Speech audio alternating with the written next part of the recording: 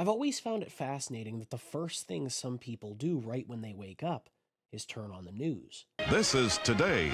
They come home from work, they turn on the news. NBC Nightly News with Tom Brokaw. Getting ready to go to bed, they turn on the news.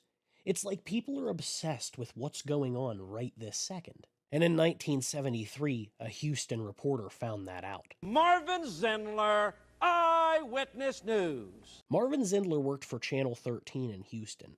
In 1973, he was told about 2 prostitution rings. Being the journalist that he was, of course, he investigated. Patrons thought I had some ulterior motive in picking on the old chicken ranch at Grange and the newer model at Sealy.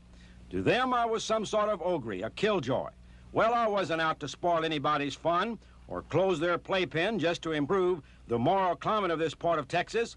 My colleague Larry Connors and I got into the act only after a couple of frustrated lawmen found their bosses in Austin wouldn't pay any attention to their suspicions that there were possible links to organized crime and payoffs involved.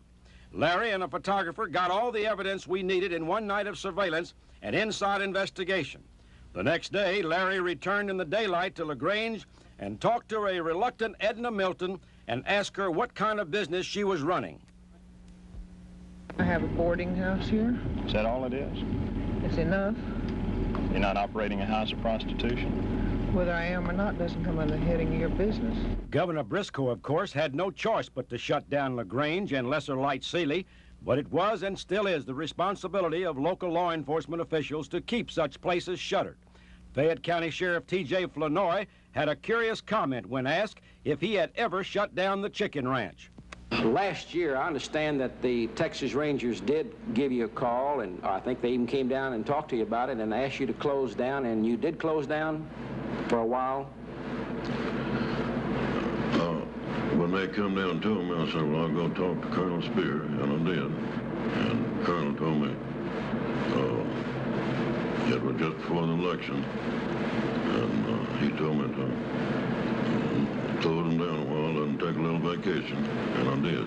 When it got down to it, Flournoy and his counterpart in Austin County did close both Grange and Sealy the easy way. They just called the madams and told them to send their girls packing. The chicken ranch story got big play around the state, nation, and world. The Paris edition of the Herald Tribune gave it a lot of attention. Texas Monthly did a cover story, and the Rice University Band used it as a theme for 2 football halftime performances. When it was all over, the local Grange newspaper, which had never in 100 years acknowledged that the chicken ranch existed, carried an editorial acknowledging that maybe it was a good thing for the town to have the playpen shut down. But at year's end, reports persist that Grange is once again in operation. There are denials from all sides, and all sides are on notice that we won't be looking the other way in the new year, not as long as my name is Marvin Zindler, Eyewitness News. And he managed to shut down both prostitution houses. But the people of Grange weren't happy. Sheriff, step on your brake, Marvin. Step on your brake, Marvin. Well, I'm not. It's not my fault. I was sent down on an assignment.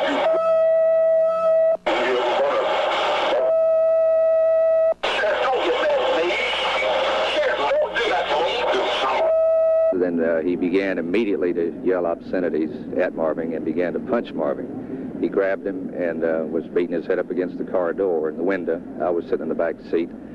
At that point, he grabbed his hairpiece, he was in a rage, began waving the hairpiece around and threw it out in the middle of the street. We settled out of court, and I donated the money to charity. And the sheriff didn't push me in the fish pond. He broke my ribs. The best little whorehouse in Texas with Burt, Reynolds, and Dolly Parton. Sunday night at 8 on 13. The story caught like wildfire, and before long it would have international coverage. There was even an editorial posted in Playboy.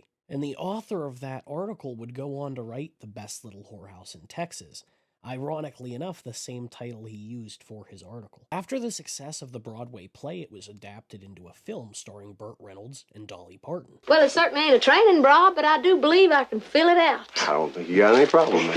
Marvin Zindler was played by Dom DeLuise. Don't touch that dial. This is Melvin P. Thorpe saying I'll be back with new and revealing information about this and other cases. Watchdog never sleeps. Most journalists would have had simply 15 minutes of fame and gone into obscurity. Not Marvin. Old Dave Ward asked me why I would kick an old dead horse by bringing up the old Sealy body house. Well, I kind of wondered what happened to the old gals that worked there, because it was, you know, a rest home after they reached the age of 25. And I wondered if the folks in Sealy ever forgot that historical pleasure palace. And I learned they hadn't. But in remembering, they wanted to forget the past. But my friends, the past you can never forget.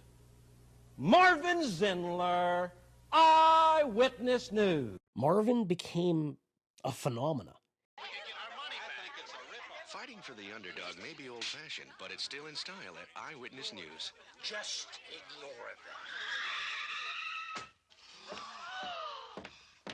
Open up in the name of Eyewitness News. Give these folks their money back. Watch Marvin Zindler on Eyewitness News. He takes you to the heart of the news. He's gone. And we didn't even get a chance to thank him. Say, who was that man? Zindler, away! 10 years after the news of the Chicken Ranch breaking, he appeared on David Letterman. It was really funny to see 80-year-old women and 70-year-old women get mad at me because I was able to close down a whorehouse. I never did figure out why, but maybe they worked there maybe 75 years ago. I don't know. And this, of course, is the Broadway musical came from this, and the what do you call it? The film. The show. The movie came from it. If you want to call that a movie, yes. You didn't care for the movie? No, sir, I really didn't. I thought it was strictly a Burt Reynolds movie. Well, he was in it. Yes. Oh, I see. Marvin would work for Channel 13 until he passed away in 2007, even giving his last broadcast from a hospital bed. Well, tomorrow we'll visit a fast food chain that doesn't like clowns on their property, but that didn't stop me. Marvin Zindler, Eyewitness News.